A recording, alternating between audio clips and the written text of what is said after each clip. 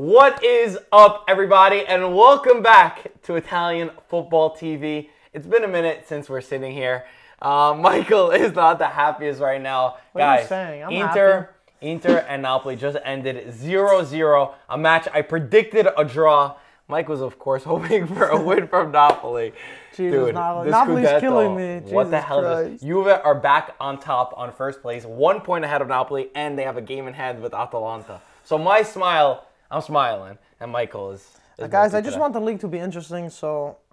Come on, tell me, what did you think about today? What did you think about the whole day? Juve winning, weird. Napoli not able to win. Andres Silva got his, scored his first goal in the Serie A, and it was the winner against Genoa at the end. Of course, he goes to talking about Milan. Mike, the mean? Milan I'm fan in talking full about everything. action. Yes, okay, we'll go there first, right? Milan won. Obviously, Andres Silva, at the death of this game, scored the goal It was that a nice gives goal. Milan the win. Nice header, right? Crucial time, like 94th, 95th minute. Gattuso afterwards even gave him a smack. He's like, listen, I've been waiting for so long for you to score that goal. So I was pretty happy. One funny thing I read online about this, they said, you realize how Juve, when Juve played Lazio, Dybala scored 95th minute, and then Juve went on to beat an English team. They're saying, can Milan, who scored at the 95th minute now, knock out Arsenal. go on Come and on, knock out Milan. Arsenal? About the video that we said was coming Friday, it has been pushed until closer to the second round. But yeah, also Milan were able to win. Huge game, massive points for them. They're actually jumping up on the table a lot more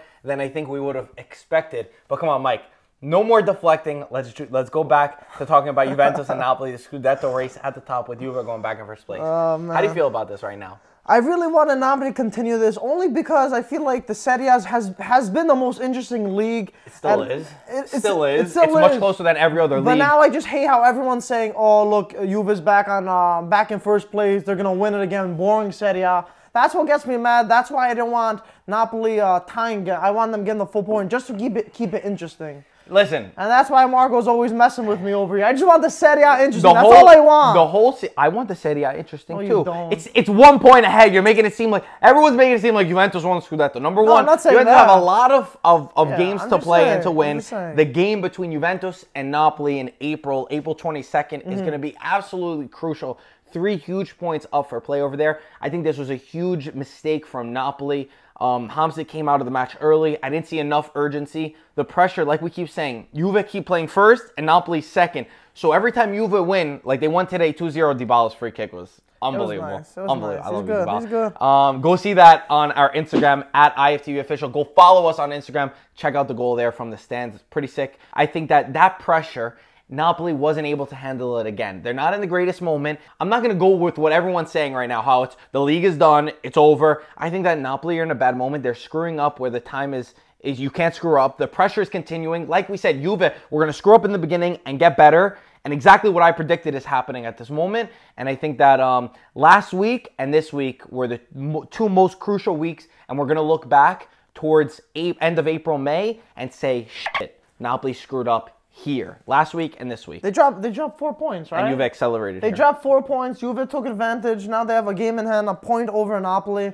So it's looking tough for Napoli, to be honest. But obviously it's not over. Napoli still have to play Juve in Torino, of course, and Juve still have tough games. I think they still have to play Milan, Roma. Listen, the game in hand is against Atalanta. Atalanta is They're playing not on an Wednesday, easy team. by the way. Yeah. The game it's not an easy game at all. True. Atalanta 100% can pick up points, and then it's only 1 point. Goes to that direct rivalry. The Serie A is full on. Anyway, the Bundesliga is like about to be done next week. Premier League's been done forever. La Liga's been done. Serie A is the only interesting league. Don't let people like Mike tell you that it's not. I'm not saying it. Let me see what other game we want to talk about. Lazio. Roma. Oh, okay. Roma real quick. Roma? Okay. Everybody's going to think I'm a Roma fan. 3-0 Roma over Torino. Manolas goal. Listen, Manolas scored. I got a little clip of you actually celebrating. That's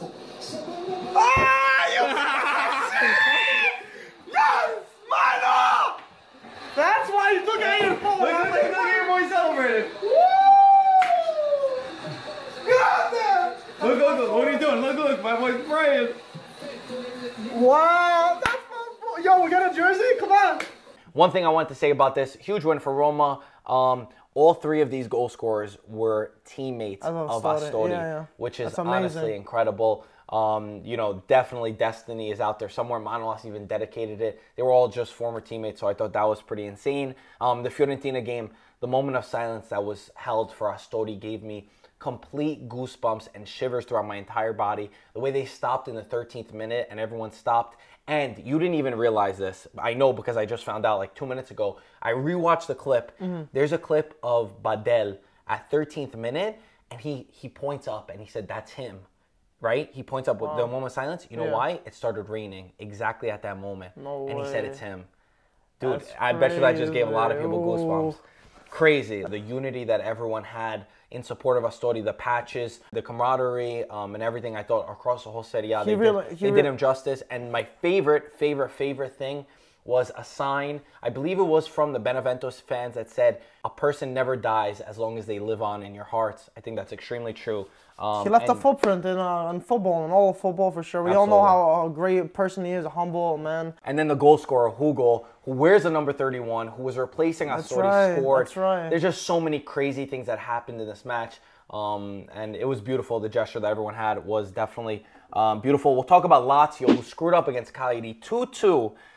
Ciro Immobile scored the sickest goals, probably one of the best goals of the Serie A season. Did he want to do that? Was it intentional? 100%. Of course he wants to do A that. lot of You go like this by mistake? I don't know. Maybe he went for a cross, but that was sick. It was a sick goal. Listen, guys, you know how we do our podcast. If you don't know, we have a podcast where we talk with my dad and one of my dad's friends, Antonio, who's crazy. You guys know him. Subscribe to that, and it's going to be out tomorrow. Antonio called me after the game, after the Milan game, screaming in joy because Milan won. And then he said, "Listen, I have my goals of the round ready. I don't want to give it away because it would be funny in the podcast, but I'm just going to say me and him were arguing because he has a certain Milan player and I don't have that Milan player, Andre Silva. Whatever. I gave it away, but Antonio's going to argue it. Yeah, so Lazio definitely screwed up 2-2.